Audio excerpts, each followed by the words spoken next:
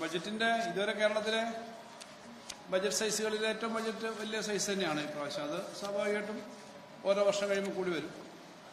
കഴിഞ്ഞ budget size ഞങ്ങൾ പറഞ്ഞിരുന്നു 2 ട്രില്യൺ ആവും. അതിനടുത്തേക്ക് എത്തി. ഫൈനൽ അക്കൗണ്ട് വരുന്നതേ ഉള്ളൂ. ഈ ബഡ്ജറ്റിൽ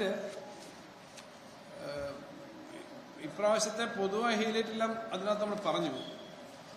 ബജറ്റിൻ ബ്രീഫ് നിങ്ങൾ നോക്കുകയാണെങ്കിൽ അതുകൂടെ പിന്നെ നിങ്ങൾ നോക്കാൻ പോകുന്നതായിരിക്കും.